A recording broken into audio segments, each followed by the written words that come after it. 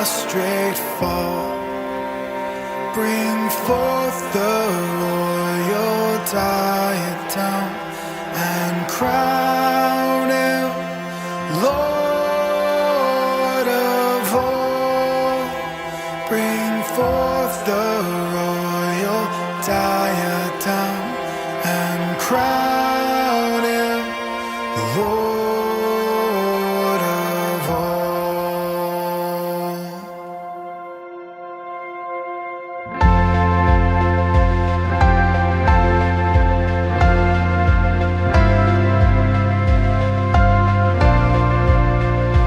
O seed of Israel's chosen race, now ransomed from the fall.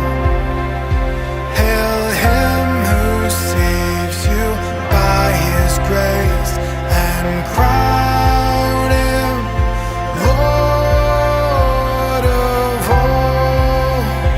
Hail him who saves you by his grace and crown him Lord of all.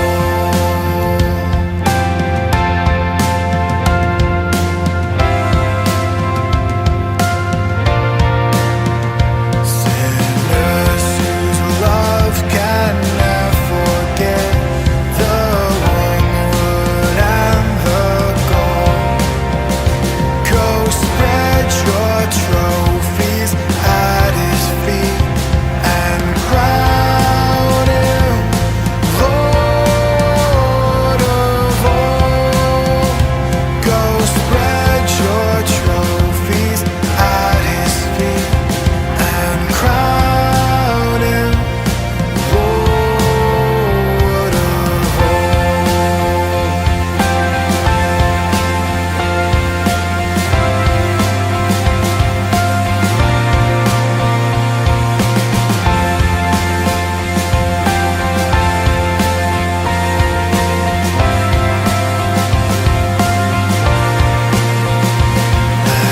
Every tribe and every tongue that bound creation's all, now shout in universal song, the crown is Lord of all.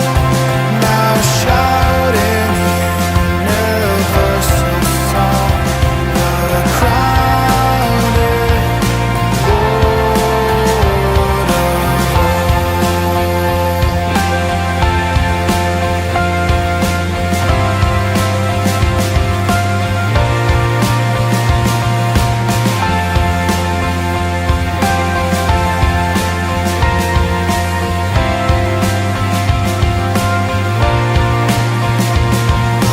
that with yonder sacred throng we at his feet may fall.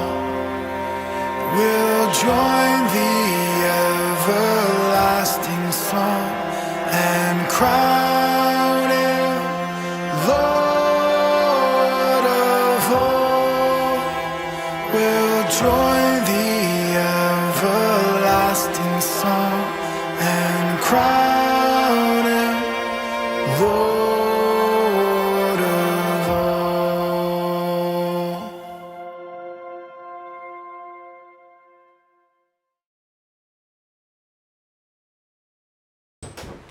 Magandang umaga po sa ating lahat. Welcome pong muli sa ating prayer covenant sa umagang ito. At ang ating teksto ay matatagpuan sa 1 John chapter 5 from verses 1 to 5. At ganito po ang sinasabi. Ang bawat sumasampalataya na si Jesus ang siyang Kristo ay anak ng Diyos. At ang sinumang umiibig sa Ama ay umiibig din sa anak. Ito ang palatandaang iniibig natin ang mga anak ng Diyos. Kung iniibig natin ang Diyos at tinutupad ang kanyang mga utos, sapagkat ang tunay na pag-ibig sa Diyos ay ang pagtupad sa kanyang mga utos. Hindi naman napakahirap sundin ang kanyang mga utos, sapagkat napapagtagumpayan ng mga anak ng Diyos ang sanlibutan. at nagtatagumpay tayo sa pamamagitan ng pananampalataya. Sino ang nagtatagumpay laban sa sanlibutan? Ang sumasampalataya na si Jesus, ang anak ng Diyos. Pagpalain po tayo sa pagkabasa ng kanyang mga salita. Ano nga ba ang ibig sabihin ng pag-ibig o pagmamahal sa Diyos? O ano nga ba ang dapat ginagawa ng isang umiibig o nagmamahal sa Diyos?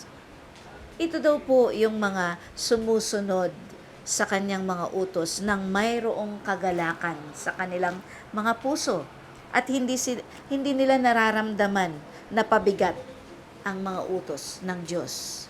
Kung naniniwala tayo at nananampalataya kay Jesus, tayo nga ay legit na anak ng Diyos.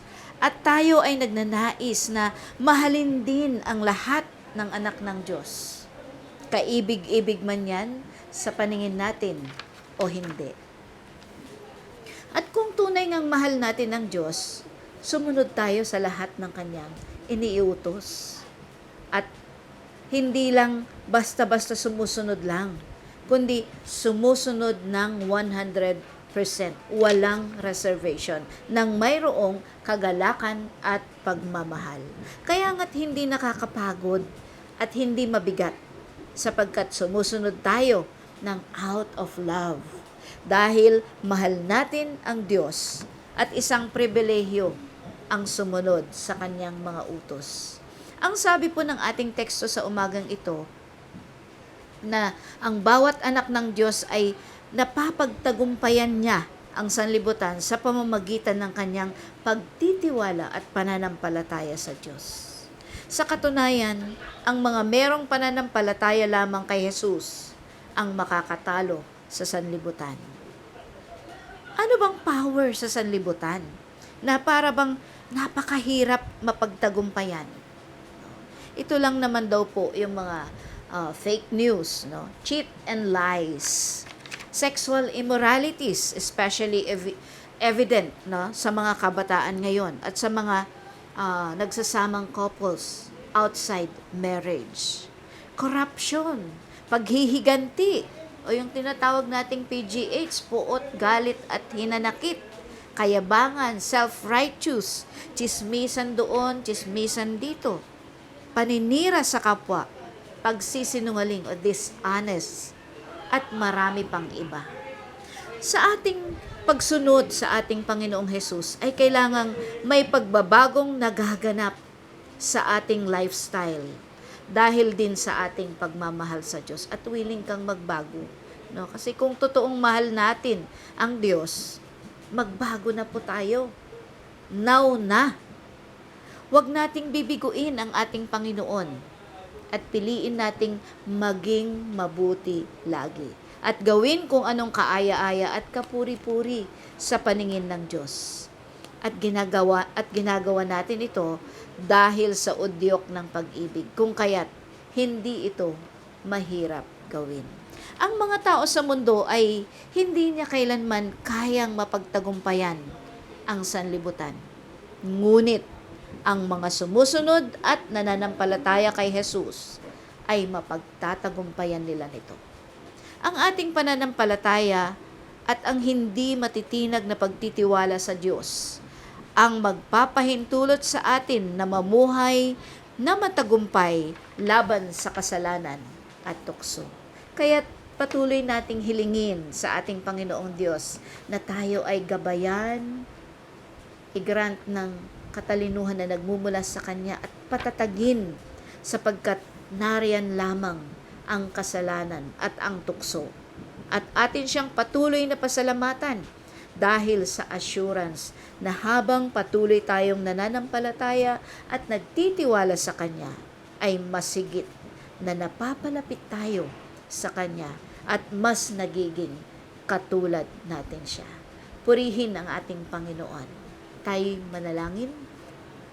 Pinupuri at pinapasalamatan ka namin sa umagang ito. Salamat sa iyong mga salita na nagpapaalala sa amin, Panginoon, na kung tunay nga kami umiibig sa iyo, ay marapat lamang na sundin namin ang iyong mga inuutos ng mayroong kagalakan at pagmamahal sa aming mga puso.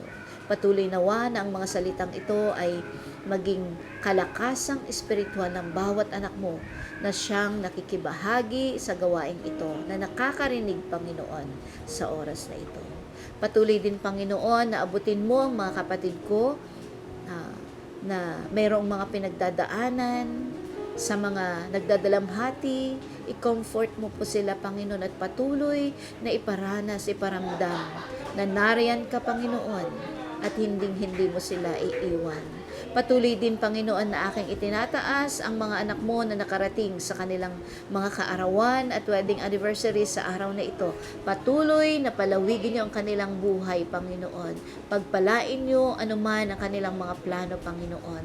At sa mga mag-asawa, patuloy na pag-alabin niyo ang kanilang pagmamahalan. At kayo po ang manguna sa kanilang mga pamilya. Patuloy din na aking itinataas, Panginoon, ang mga kapatid namin, mga mahal sa buhay, kakilala, na nasa banig ng karamdaman. Patuloy, Panginoon, na hipuin mo ang kanilang physical na pangangatawan nang sa ganon maranasan nila ang mirakulo ng kagalingan na nagmumula sa inyo. Maraming salamat, Panginoon, at patuloy na ipinagkakatiwala namin sa inyo ang buong maghapon na ito. Ingatan mo kami at ilayo mo po kami sa anumang kapahamakan. Ito ang aking dalangin sa makapangyarihang pangalan ni Jesus. Amen.